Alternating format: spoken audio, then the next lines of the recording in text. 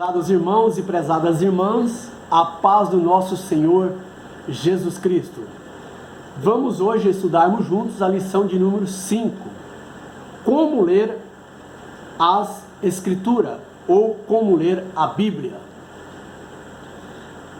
Eu quero, em primeiro lugar, destacar que ler as Escrituras é um dever e um privilégio de todo cristão. Além de ser um dever, mas não deixa de ser um privilégio do cristão. Como servo de Deus, nós temos que zelar pelo conhecimento bíblico, mas também estarmos cientes de interpretarmos as Escrituras corretamente e aplicá-la no nosso viver diário. Sem dúvida nós devemos fazer isso. Tá? Desse modo, a nossa lição se divide em 3 pontos principais. Quais são eles? O primeiro ponto: a Bíblia precisa ser interpretada. No terceiro ponto, ou no segundo ponto, melhor dizendo, pressupostos pentecostais para ler a Bíblia. E no terceiro e último ponto, regras básicas de interpretação.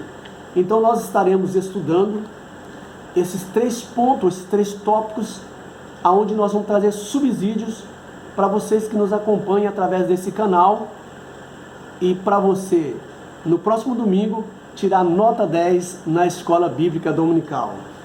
Queremos ler, em primeiro lugar, no primeiro momento, o texto áureo. Se encontra em Atos dos Apóstolos, capítulo 8, versículo 30. E correndo Filipe ouviu que lia o profeta Isaías e disse: entendes tu o que lês? Verdade prática. As técnicas de interpretação auxiliam na compreensão da Bíblia, mas não são infalíveis. Por isso não podem ser colocadas acima da autoridade da palavra de Deus. Então a técnica, a hermenêutica, a exegese, elas são técnicas que nos auxiliam, mas elas não estão acima da autoridade bíblica. Precisamos ficar conscientes disso. Na introdução da nossa lição, está escrito: a leitura e o estudo das Escrituras são um dever e um privilégio. Por isso temos que zelar pelo conhecimento bíblico e estar consciente da necessidade de aplicar o texto sagrado em nossas vidas. Tiago alerta que devemos ser cumpridores da palavra e não apenas ouvintes. Tiago 1:22. Nessa lição veremos a importância dos princípios basilares da interpretação bíblica. O nosso primeiro tópico: a Bíblia precisa ser interpretada. E nessa interpretação, nós temos no primeiro subponto a importância da exegese bíblica. Veremos agora o sentido original da exegese. O termo exegese vem do grego ex, que significa fora, e agen, que significa, literalmente, significa guiar para fora. Então, ex é fora e ag é guiar. Então significa guiar para fora, extrair do texto bíblico aquilo que o texto tem para nos oferecer, através, é lógico, do auxílio, da iluminação do Espírito Santo de Deus. Então esse é o significado da exegese, tá? É extrair, a intenção das palavras de um texto. Assim, o alvo da exegese é deixar que as Escrituras digam o que o Espírito Santo pretendia no seu contexto original. Dessa forma, para não fazer o texto significar aquilo que Deus não pretendeu, é necessário um minucioso exame das Escrituras, segundo Timóteo 2:15. Por exemplo, o estudo das línguas bíblicas, dos fatos históricos, da cultura e dos recursos literários usados no texto sagrado. Coopera na compreensão real do real significado da palavra inspirada. Efésios 3, do versículo 10 ao 18. Então, meus queridos irmãos, Para sustentar o alicerce da interpretação, usa-se a hermenêutica, que é a arte, né, de ensinar ou de interpretar corretamente a palavra de Deus. Então essa ferramenta é chamada hermenêutica, tá? É a arte, né, é a ciência da interpretação correta da palavra de Deus. E a palavra hermenêutica origina-se do verbo, né, grego hermenêutico, tá? Então a origem grega é hermenêutico, cujo significado é igual ao da exegese. Então as duas andam junto, uma depende da outra, tá? A hermenêutica, ela designa um princípio que segue a interpretação do texto. Já a exegese, ela descreve as etapas ou os passos a ser seguidos, né, na interpretação do texto. Em outras palavras, a hermenêutica apresenta as regras e a exegese apresenta a prática dessas regras. É muito interessante essas ferramentas que nós temos disponíveis, que é a hermenêutica e que é a exegese. Elas apresentam ferramentas importantes para a interpretação do texto bíblico sagrado. Elas são muito importantes. Em que sentido? Em analisar os fatos históricos, as questões sociopolíticas do quanto o texto foi escrito, ou de quanto o texto na época que o texto foi escrito, tá? A cultura daquela época e os recursos literais utilizados, tá? Tudo isso é importante para auxiliar na interpretação do texto sagrado. Então, são duas ferramentas essenciais que nos auxiliam, né, a interpretar a Bíblia corretamente. Porém, não podemos descartar a iluminação do Espírito Santo. São apenas ferramentas para nos auxiliar o estudo da palavra de Deus. Indo para o segundo ponto, avançando para o segundo subtópico, nós temos as limitações dos leitores. Então, os leitores que somos nós, somos limitados. Nesse aspecto, é preciso reconhecer que toda vez que lemos a Bíblia, estamos interpretando. Isso porque todos os leitores são também intérpretes, Daniel 9:2. O problema dessa constatação reside nas ideias que trazemos conosco antes mesmo de começarmos a leitura da Bíblia. Efésios 4:22. Por conseguinte, nem sempre o entendimento daquilo que lemos produz a verdadeira intenção do Espírito Santo. 2 Pedro 3,16. Em virtude de nossa inclinação pecaminosa, que nos induz ao erro, Romanos 8:7. Precisamos usarmos métodos sadios que nos auxiliam na interpretação das Escrituras, Romanos 12:2. Essa é uma nobre tarefa atribuída a todos salvos em Cristo Jesus. 1 Timóteo 4:13, Apocalipse 1:3. Voltando aqui, nesse segundo subponto, as limitações dos leitores, né? Então, nós, ao trazer conosco uma bagagem de informações, corremos o risco de interpretar aquilo que o texto bíblico não diz, mas aquilo que eu acho que ele diz, ou aquilo que eu gostaria que ele dissesse. Por isso nós podemos usar a razão, nós podemos usar a nossa lógica, e para não correr o risco de entrar no ceticismo e no racionalismo, e assim cometer uma interpretação equivocada, nós sempre temos que respeitar as regras da interpretação, né, da exegese bíblica, onde a Bíblia interpreta a si mesma, tá? Então, para nós não corrermos esse risco, porque nós, leitores da palavra de Deus, trazemos bagagens, né, de conhecimento até espiritual, e às vezes vamos interpretar o texto da nossa forma como nós queríamos que ele fosse interpretado. Mas precisamos então do auxílio da regra da exegese, da hermenêutica, para que a Bíblia, né, interprete a si mesmo. Aí nós não ocorremos no equívoco de interpretar o texto da nossa forma, mas da forma que é preciso de ser interpretado. Avançando para o terceiro subponto, a natureza das Escrituras.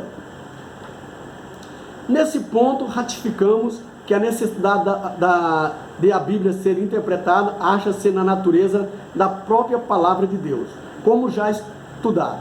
O texto bíblico foi escrito majoritariamente em duas línguas distintas, hebraica e grego, como nós já sabemos.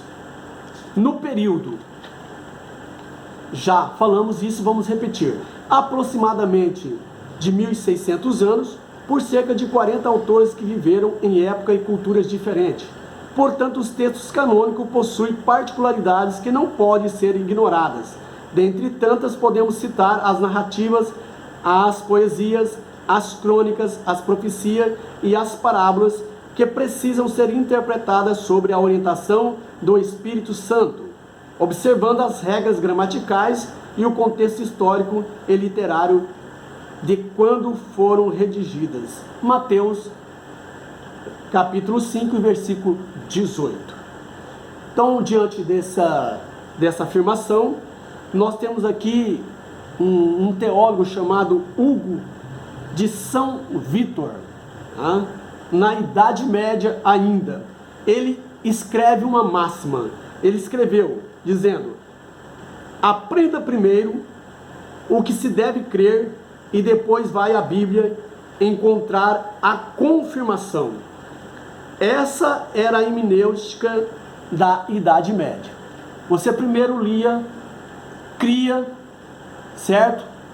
Aprendia e confirmava através da Escritura, colocando a Escritura a autoridade máxima para a sua interpretação. Então, essa é a hermenêutica do tempo da Idade Média. Então, esse grande teólogo nos deixou essa máxima, tá? Que nós devemos crer, depois nós devemos ir à Bíblia para encontrar a confirmação daquilo que nós lemos e cremos.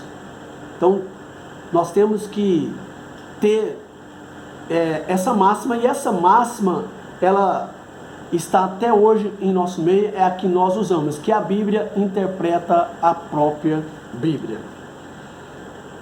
Avançando para o nosso segundo subtópico, ou segundo tópico, melhor dizendo, o pressuposto pentecostais para ler a Bíblia.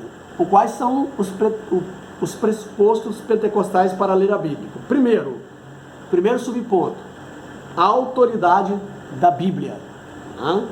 Uma das marcas do pentecostalismo é o seu compromisso negociável com as Escrituras. Essa é uma das nossas marcas, tá?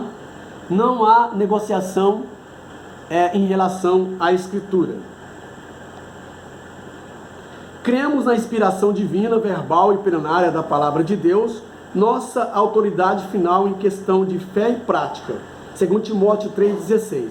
Portanto, ao ler o livro sagrado, temos como pressuposto sua inerrância e infabilidade.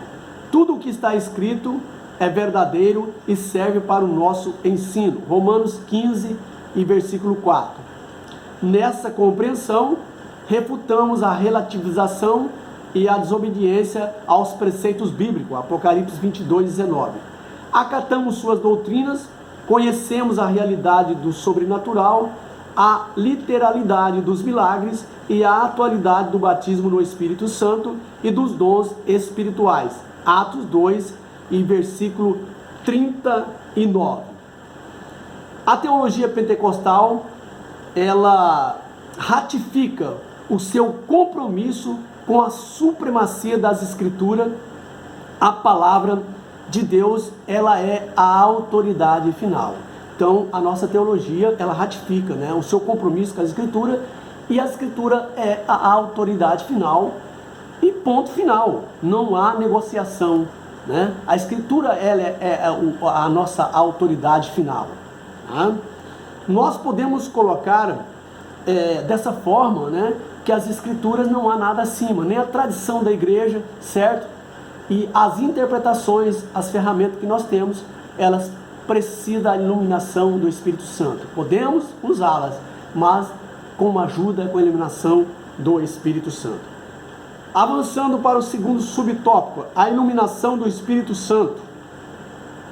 A doutrina da iluminação se refere à atuação do Espírito Santo na vida do crente, que o capacita a discernir as verdades da palavra de Deus. Efésios 1, 17 ao 18, 1 João 5 e 20.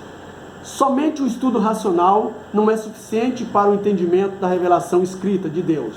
Contudo, a iluminação não é uma fonte paralela de revelação e nem substitui o exame das Escrituras, ao contrário, pois à medida que estudamos, o Espírito nos concede a compreensão, a iluminação. A iluminação não aumenta e nem altera a Bíblia, apenas elucida o que já foi revelado pelo Espírito Santo. Assim, o conhecimento da palavra produz comunhão com Deus, vida de adoração, obediência e santificação. Então, as ferramentas de interpretação nos auxiliam, tá? E o Espírito Santo nos ilumina, ele nos lembrará tudo aquilo que nós estudamos. Então, o Espírito Santo não acrescenta nada na revelação, mas ele nos ensina aquilo que está revelado na palavra de Deus. Nos ilumina a compreensão da revelação da palavra de Deus. E as ferramentas que a hermenêutica, a exegese, a interpretação de texto, nos auxilia nesse estudo com a ajuda do Espírito Santo. Então, não acrescenta, mas tudo que tem na palavra de Deus é extraído através do estudo e da iluminação do Espírito Santo de Deus. Avançando para o terceiro subponto, do segundo tópico, o valor da experiência. O texto sagrado é útil para o ensino, repreensão e correção, a fim de tornar os salvos perfeitos. 2 Timóteo 3,16, versículo 2 Timóteo capítulo 3, versículos 16 ao 17. Essas declarações demonstram que a Bíblia deve ser aplicada ao nosso viver diário. As verdades bíblicas são confirmadas quando experimentadas pela Igreja do Senhor. Marcos 16 e 20. Nesse aspecto, por exemplo, cremos que o livro de Atos não apenas descreve as experiências pentecostal da igreja primitiva, como também a torna válida para os nossos dias. Atos 2, do 1 ao 4, 38 ao 39. Ressalta-se, porém, nem a experiência nem a tradição da igreja pode estar acima da autoridade bíblica. Somente a Escritura é que pode autenticar e até mesmo corrigir a experiência ou a prática da igreja, caso seja necessário. 2 Timóteo, capítulo 4 e versículo 2.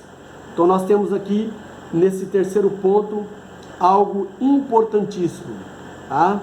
Não podemos colocar a experiência acima da palavra de Deus, tá? Não devemos interpretar a experiência à luz da Bíblia, mas nós devemos, nós não devemos colocar a experiência acima da palavra de Deus.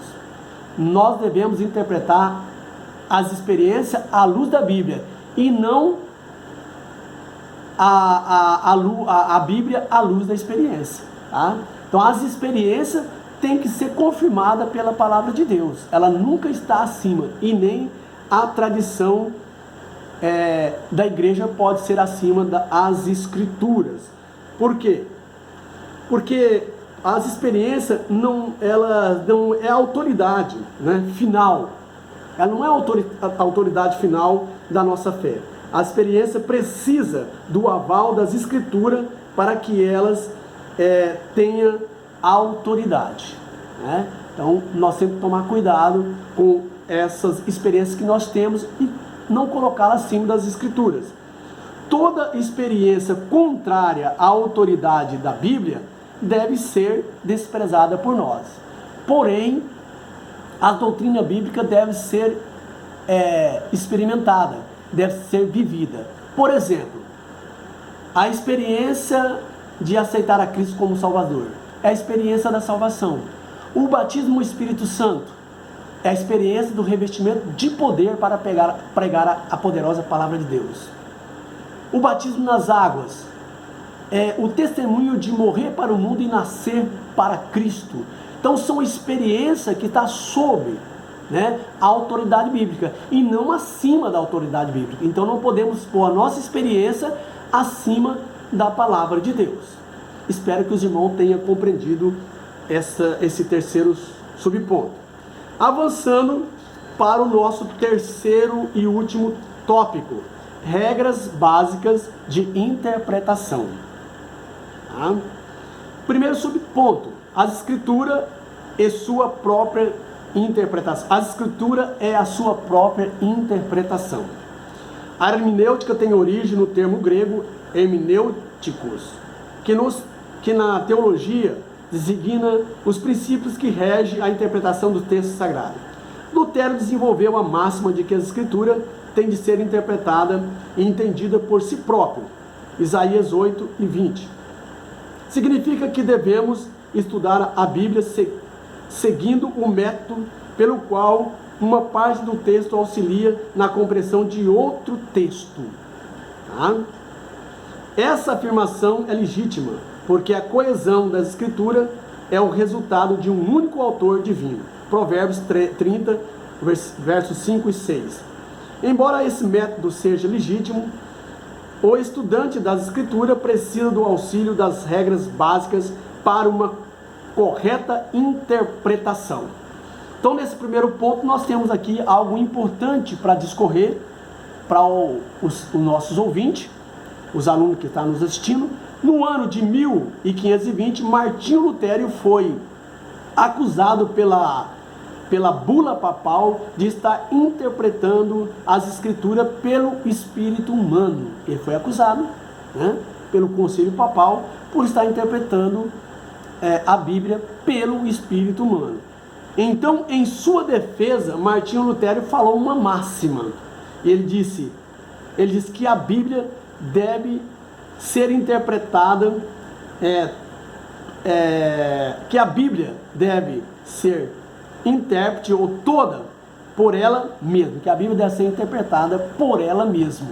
Então essa foi a máxima de Martinho Lutero. A Bíblia interpreta a própria Bíblia. E ele então colocou essa máxima e escreveu, né, na porta da Catedral Católica as suas 95 teses, né, as solas escrituras, né, que somente a Escritura e nada mais além da Escritura, que a tradição da igreja não está acima da autoridade da palavra de Deus. E o que fazia, né, o clero naquela época, que colocava a tradição, né, da igreja acima da autoridade, acima da palavra de Deus. E Martinho Lutero então coloca essa máxima, que a palavra de Deus interpreta ela própria. Tá? Avançando para o segundo subponto, princípio de interpretação bíblica. Dentre os princípios gramaticais, históricos e literários, enfatizamos que o texto bíblico tem sentido único e sempre que possível deve ser interpretado literalmente. Nesse aspecto é preciso tomar cuidado com as expressões de usos simbólicos, alegóricos. Por exemplo, Cristo disse: tomai e comei, isto é o meu corpo. Mateus 26, 26. Esse texto mostra que o corpo aqui não está no sentido literal, mas no figurado. Outro princípio refere-se ao contexto, isto é, analisar os versículos que precedem e seguem um texto que se estuda. Diz a máxima que texto fora do contexto é pretexto para a heresia. É uma máxima que nós conhecemos. Desse modo, observado esse princípio, a Bíblia precisa ser interpretada no todo. Nenhuma doutrina pode basear-se em um único texto ou em hipótese particular, segundo Pedro 1 e 20.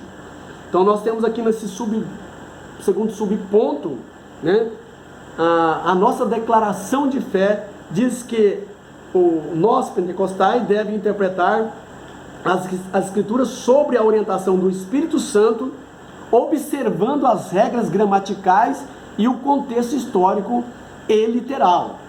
A hermenêutica pentecostal, ela é orientada pelo Espírito Santo de Deus. Ela observa as regras gramaticais e também valoriza as experiências, né? Então, para nós entendermos melhor esse segundo subponto, a Bíblia, ela tem 3 linguagens principais. Quais são elas? Primeiro, a linguagem literal. Segundo, a linguagem figurada e terceiro, a linguagem simbólica. São as linguagens principais, certo? O que é a linguagem literal? É aquilo que foi acontecido de fato. Jesus morreu na cruz do Calvário. De fato, Jesus morreu por nós na cruz do Calvário. Isso não é linguagem figurada e nem simbólica. Mas nós vamos para o Apocalipse e encontramos que Satanás é a antiga serpente. Essa é uma linguagem figurada. É uma linguagem simbólica. Nós encontramos que Jesus é o leão da tribo de Judá. É o Cordeiro Pascual. É uma linguagem figurada, é uma linguagem simbólica. Toda a Bíblia, ela é 80% escrita literalmente e 20% simbólica ou linguagem figurada. Mas o Apocalipse sozinho, o livro de Apocalipse, é 80% linguagem figurada e simbólica e 20% linguagem literal. Então é preciso de ter, por isso o Apocalipse é muito difícil de interpretação. É preciso de ter essas regras bem afiadas para nós não fazermos equívocos, interpretações equivocadas. Avançando para o terceiro e último subtópico, os perigos da hermenêutica pós-moderna. Nossa ortodoxia refuta todo e qualquer método que nega a inspiração verbal e plenária da Bíblia e sua consequente autoridade, 2 Pedro 1:21. Assim sendo, o intérprete não pode criar outro canon dentro do canon bíblico, ou seja, não cabe ao estudante fragmentar ou relativizar os textos inspirados. Não se pode empregar métodos subjetivos focados no leitor em prejuízo do texto e do autor bíblico. Ratificamos que as experiências devem ser submetidas ao crivo das Escrituras Sagradas, Atos 17:11. Por fim, reconhecemos que as técnicas hermenêuticas não são infalíveis. Durante o processo da aplicação dos métodos interpretativos, necessitamos da iluminação do Espírito Santo. 1 Coríntios 2:12. Então, a hermenêutica pós-moderna nega que existe a verdade absoluta. Olha que absurdo, nós não comungamos com a hermenêutica pós-moderna, tá? Ela nega que existe a verdade absoluta. Ela busca ressignificar a palavra de Deus, o texto bíblico. Ela tenta, o texto bíblico, ela tenta reificar, tá? Representar, tá? E também a hermenêutica pós-moderna, ela também quer atualizar a Bíblia Sagrada. Isso é um absurdo, nós temos ouvido isso aí. Então nós refutamos, né, essa hermenêutica moderna, pós-moderna, tá? Não temos nenhuma negociação com ela. Ela tenta atualizar a Bíblia Sagrada, isso para acomodar, né, determinadas práticas pecaminosas que são colocadas, né, para melhor acomodar o público, né? Então ela faz isso, né? Então, pela Bíblia Sagrada, nós que esses tempos pós-modernos considera que, né, essa hermenêutica pós-moderna considera que esses pecados, certo? Essas práticas pecaminosas devem ser agregadas pela igreja e considerada como comum, tá? Mas nós não compactuamos com essa hermenêutica pós-moderna. Ela quer ressignificar a Bíblia, ela quer atualizar a Bíblia e acomodar esses pecados, né, tornar-se comum e que nós devemos aceitar para agradar o público, para massagear o ego. Mas nós não compactuamos com isso. A nossa hermenêutica, ela é pentecostal, tá? E a hermenêutica pentecostal, ela não comunga com esse tipo de hermenêutica pós-moderna. Nós somos pentecostais, tá? E a Bíblia interpreta a própria Bíblia, e nós temos a palavra de Deus como a verdade absoluta. Não tem negociação com a hermenêutica pós-moderna, que quer atualizar a Bíblia, que a Bíblia está desatualizada, né? E querem acomodar e aceitar essa pecaminosidade, esses pecados, para agradar a plateia. Mas nós não negociamos. Conclusão: a Bíblia Sagrada deve ser lida, interpretada. Nesse mister, somos auxiliados pela exegese e pela hermenêutica. Contudo, nenhuma das técnicas de interpretação estão acima da autoridade da palavra de Deus. O que a igreja crê e professa deve ser interpretado à luz da própria Escritura. Então aí a máxima de Martinho Lutero prevalece até hoje. A Bíblia interpreta a si próprio. Devemos ter as ferramentas, mas elas não estão acima das Escrituras, né? Usamos a hermenêutica e a exegese para extrair do texto aquilo que o texto realmente tem para nos dar através da iluminação do Espírito Santo de Deus. Eu creio que eu tenho ajudado vocês, auxiliado num algo a mais do conhecimento da palavra de Deus nessa missão. Que Deus abençoe as vossas vidas. Continue nos assistindo, compartilhando esse vídeo, dando o seu joinha, né? Compartilhar para o maior número de pessoas, para que possa aprender a palavra de Deus. Que Deus abençoe sua família. Estou orando por todos vocês em espírito. E um beijão no coração e até o próximo vídeo. Deus abençoe a todos.